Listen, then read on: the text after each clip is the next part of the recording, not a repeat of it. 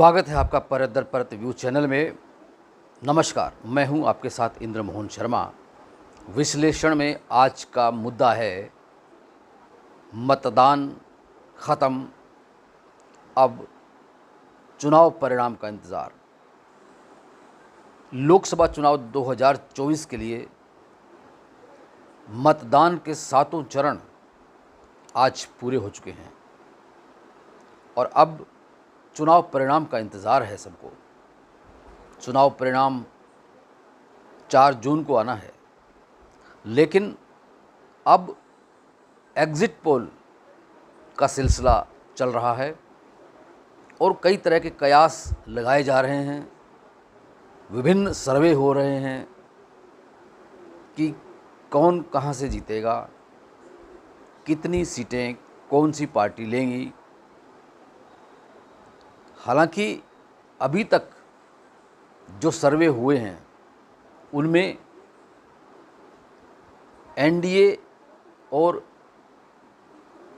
India गठबंधन दोनों के बीच ज़बरदस्त टक्कर दिखाई दे रही है और फिलहाल एज जो है वो एनडीए का नज़र आता है।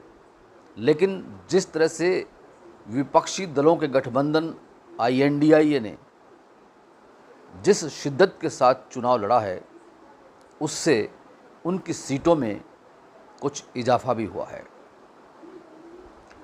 और ऐसा लगता है कि लार्जेस्ट पार्टी के रूप में हो सकता है एनडीए आ जाए और राष्ट्रपति महोदया एनडीए को, बीजेपी को फिर से सरकार बनाने के लिए केंद्र में आमंत्रित कर ले।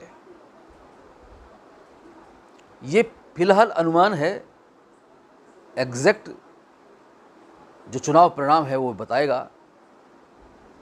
लेकिन फिलहाल हम बात करें अगर हरियाणा की, तो हरियाणा में जहां 2019 में लोकसभा की सभी 10 सीटों पर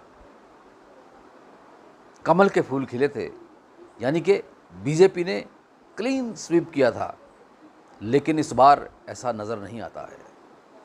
एग्ज़िट पोल का अनुमान बताता है कि इस बार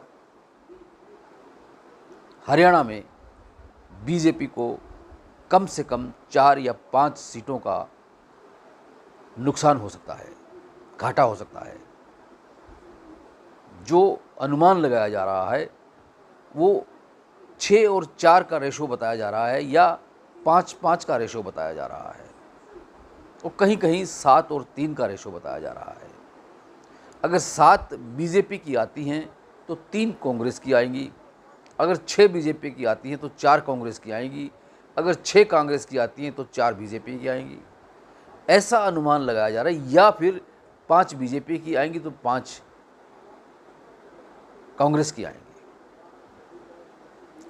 ऐसा क्यों हुआ, क्या वजह रही? इसके पीछे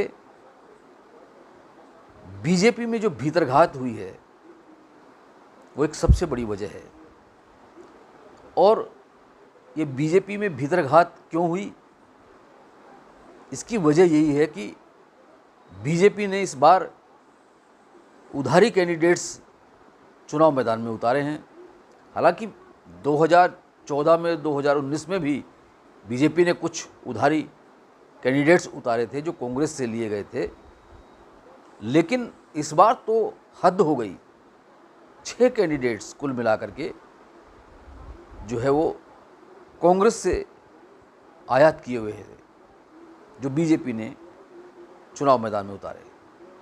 और उन 6 उम्मीदवारों की लगभग सभी की जो पोजीशन है वो हारने की स्थिति में बताई जाती है।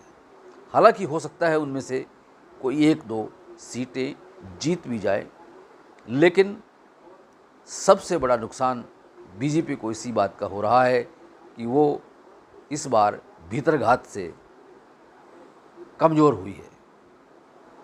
अब इस स्थिति में बीजेपी कितनी सीटें ले पाएंगी और कांग्रेस कितनी सीटें ले पाएंगी, ये तो खैर 4 जून को ही पता चलेगा। लेकिन यह तय है कि इस बार हरियाणा में बीजेपी की क्लीन स्वीप नहीं है। तो अब देखना यह है कि आने वाले विधानसभा चुनाव में क्या स्थिति रहती है हरियाणा के सिनेरियो की।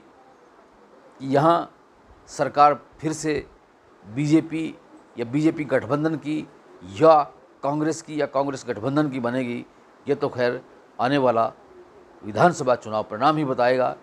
लेकिन हरियाणा विधानसभा चुनाव भी बड़ा दिलचस्प होगा, बहुत ही हैरत अंगेज़ चुनाव परिणाम आएंगे। खैर फिलहाल हम सिर्फ लोकसभा चुनाव की बात कर रहे हैं और इस लोकसभा चुनाव में कौन कहां से जीतेगा ये 4 जून को ही पता चलेगा। विश्लेषण कार्यक्रम में आज इतना ही। कल फिर से किसी नए मुद्दे के साथ आपसे रूबरू होंगे। तब तक के लिए इंद्र मोहन शर्मा को इजाज़त दीजिए। और अगर ये चैनल परत दर परत अभी तक आपने सब्सक्राइब नहीं किया है तो कर लीजिए, क्योंकि अब लोकसभा के चुनाव ख़त्म हो चुके हैं, अब चुनाव परिणाम आने बाकी हैं और चुनाव परिणाम जानने के लिए आपको परत दर परत में एग्जैक्ट जानकारी मिलती रहेगी। और इस चैनल को आप सब्सक्राइब करने के बाद इसे बेल आइकॉन के बटन को क्लिक कर लीजिए ऑल करके, ताकि जब भी हम कोई भी शो करें किसी भी करंट मुद्दे पर तो आप उसे भली भांति देख सकें, परख सकें और उसका नोटिफिकेशन आप तक मिल सके और कमेंट बॉक्स में कमेंट भी कर सकें। आपका बहुत बहुत शुक्रिया, बहुत बहुत धन्यवाद।